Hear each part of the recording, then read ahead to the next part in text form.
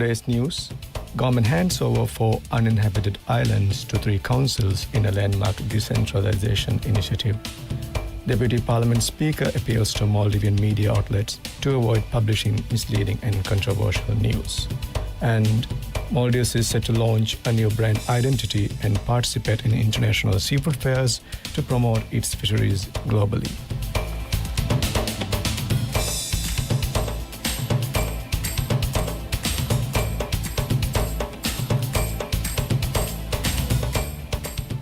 Bismillahirrahmanirrahim. Assalamu alaikum and welcome to MMTV News in English with me, Maria Milza Masood. 4 uninhabited islands have been officially handed over to 3 councils in a landmark decentralization initiative, marking the first time local authorities have gained control of such territories in the Maldives. The Ministry of Cities, Local Government and Public Works, together with the Ministry of Finance and Planning, signed agreements allocating the islands during a ceremony at the Finance Ministry on Monday. Dalo Atoll Council received 2 islands, Dalo Minumaskili and Dalo Femfushi, while Ra Ingurado Council and Lamo Mawa Council were assigned Ra Neo and Lamo Bodumabulali respectively. The agreements were signed by Council Presidents Ahmad Shafiu, Muhammad Jalil and Muhammad Musa, with State Minister Ahmad Mazin representing the Finance Ministry.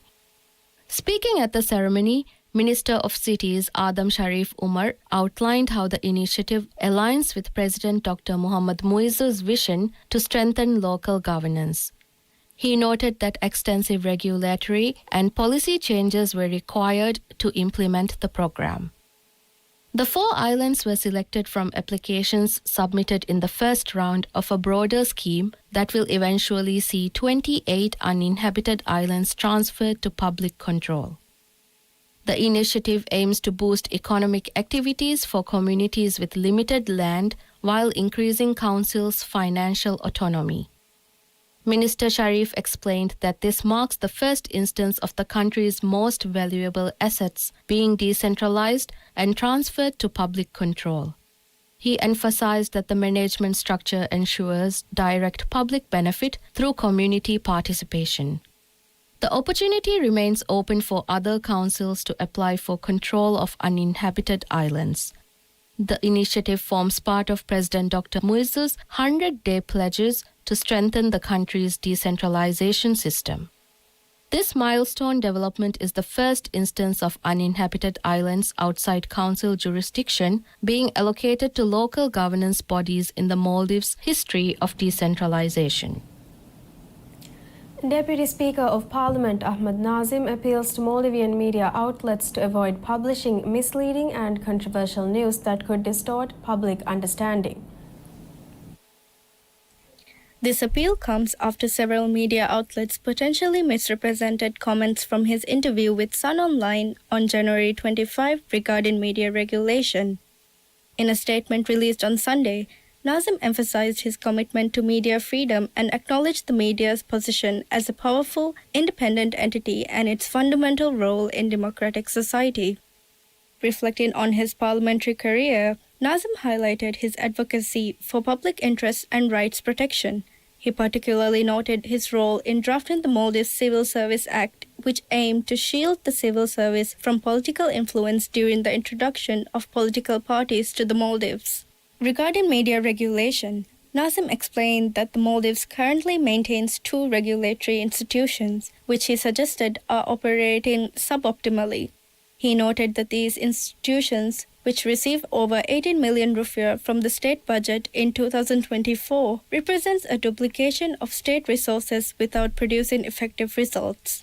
Nazim clarified that his objective is to reform inefficient institutions and establish appropriate oversight for media organizations aligning with the industry's own interests. On the subject of youth-oriented media platforms, Nazim advocated for regulations rather than outright blocking of platforms used for entertainment, income generation, and expression.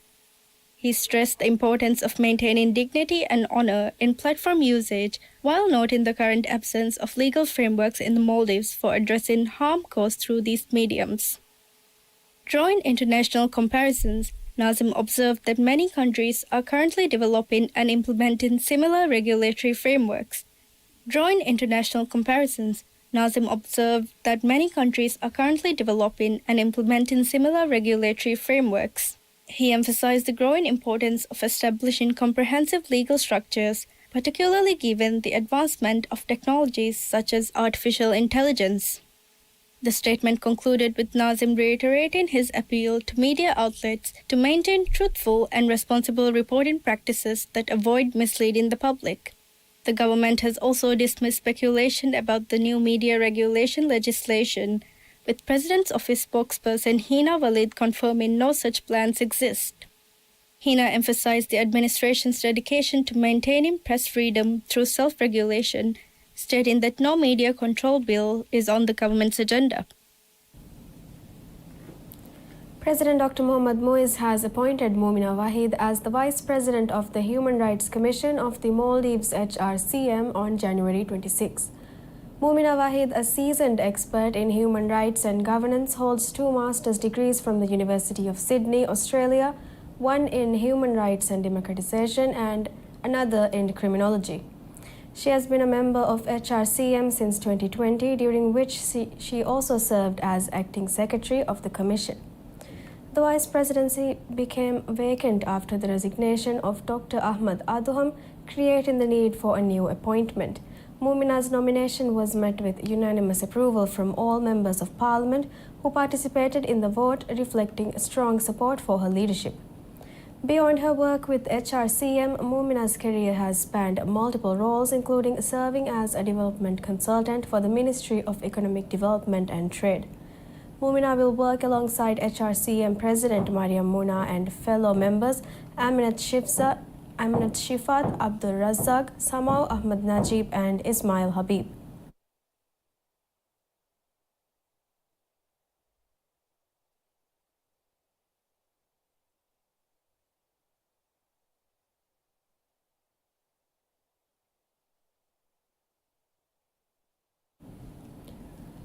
Ahmad Zarir, Managing Director of the Maldives Fisheries and Ocean Resources Marketing and Promotion Corporation, has announced that the Maldives will launch a brand new identity and participate in major international seafood fairs to promote its fisheries globally this year. In an interview with local media, Zarir explained that the corporation will identify and support small and medium-sized enterprises that produce fishery products in the Maldives. The corporation has immediate plans to collaborate with local councils over the next week to assess producer challenges and develop support mechanisms. The initiative aligns with President Dr. Mohammad Muiz's campaign promises and aims to address market access challenges faced by local producers. Zarir indicated that the corporation will participate in major international seafood fairs to showcase Maldivian fishery products. Since its establishment on February 4, 2024, the corporation has focused on developing governance policies and creating a comprehensive 5-year business plan. Its main objectives include introducing new fishery products, increasing production, expanding foreign market access, and promoting fish products. Zarir added that the corporation has concentrated on establishing necessary corporate governance policies and identifying key requirements to achieve its strategic objectives over the next 5 years. The Maldivian government has announced the Divahinge Ufedduntarikamuge Maurus 2025, an event aimed at showcasing local talent, creativity and innovation. Scheduled to be held from May 23 to 31st, 2025, the exhibition will take place at Hulumala Central Park and promises to be an expansive platform for artisans, innovators and businesses. Deputy Minister of Economic Development and Trade, Dr. Aishat Shahuda Abdullah, shared that the exhibition will be unlike any of its predecessors. Beyond its traditional focus on local products, this year's event will embrace artificial intelligence, AI, digitalization, and technological innovation, opening new avenues for building a skilled and sustainable economy. Organized by the Business Center Corporation BCC under the Ministry of Economic Development and Trade, the exhibition will welcome participation from individuals, business companies, educational institutions, and people with special needs. Foreign nationals are also encouraged to participate in the digitization and innovation categories, a move Dr. Shahuda highlighted as an opportunity to foster collaboration and inspire young professionals within the country. The exhibition is divided into 5 thematic areas, each designed to spotlight a different aspect of Maldivian talent and creativity. The event stems from an idea sparked by tourists' interest in locally made products at Authentic Maldives, a BCC initiative. Dr. Shahuda emphasized that the exhibition will help local artisans understand what is needed to elevate their craft to add an international standard, further enabling access to foreign markets. We'll see you soon after a short break.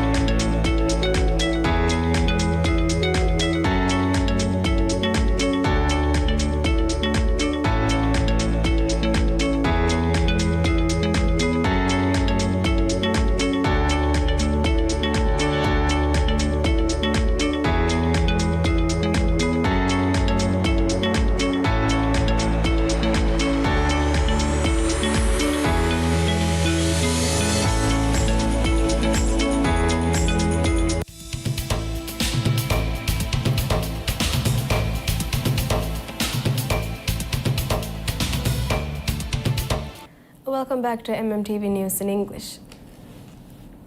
The state electric company Stelco has initiated the construction of a mechanical training center in Kavtulustu, entirely designed and executed by Stelco employees. The initiative demonstrates the organization's capability to manage complex infrastructure developments independently. Currently under development, the training center highlights the meticulous planning and design skills of Stelco's team. Speaking about the project on X, Stelco's managing director Hussein Fahmi stated that it reflects the commitment and hard work of the company's workforce. He emphasized that the facility will play a vital role in advancing mechanical training in the Maldives while serving as a prime example of self-reliant infrastructure development. The construction of Muli Airport in Meme Atoll is nearing completion, with final touches being made to terminal buildings and other facilities, the Maldives Transport and Contracting Company MTCC has confirmed. The project, which began in early 2022, aims to improve domestic connectivity for Meme Atoll, one of the few atolls in the Maldives without an airport. MTCC has confirmed that 85% of the construction work on Muli Airport is complete, including the 1,200-meter long and 30-meter wide runway. Dredging and land reclamation around the runway are also nearing completion, with 90% of the work finalized. Meanwhile, procurement of essential terminal equipment and other finishing touches has been identified as a top priority for the remaining stages. The project, valued at MVR 221 million, is expected to be ready within 2 months, with a test flight planned to assess the runway.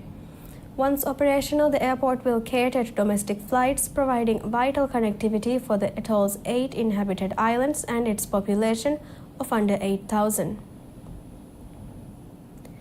The second batch of the initial training program for the formation of Ijtimai Badahi Madadwedding Ibama groups began in Ba Atoll on Sunday.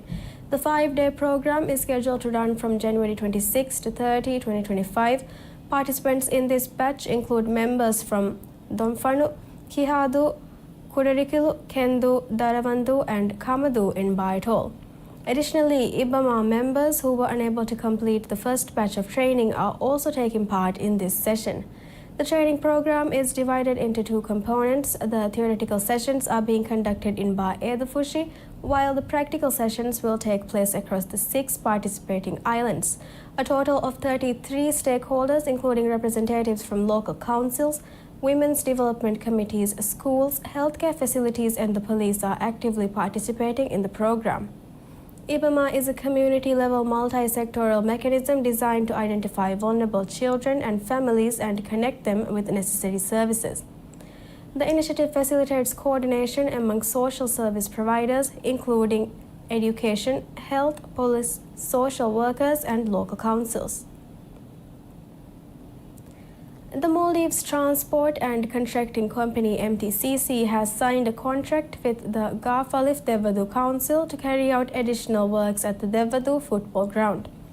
Deputy Managing Director Mohammad Jamshid signed the contract on behalf of MTCC, while Ahmad Fazuhat, Vice President of the Devadu Council, represented the council. The agreement was signed during a ceremony attended by Parliament member for the Kevenfushi constituency, Asadullah Shihab. The scope of the project includes completing the remaining gutter installations, paving and fencing works at the football ground. The Ministry of Social and Family Development has successfully completed its Halukihine program in Hadal, Kurdufushi city. Conducted from 18 to 25 January 2025, the initiative was carried out in 2 phases by the Family and Children Service Center in Kurdufushi city alongside the ministry's team. The program included visits to over 1,300 households where individuals in critical situations were identified and provided with the necessary assistance. To ensure effective implementation, the ministry collaborated closely with the Kurdufushi City Council and the Women's Development Committee. That's all the news we have for today. Thank you for watching and have a pleasant day.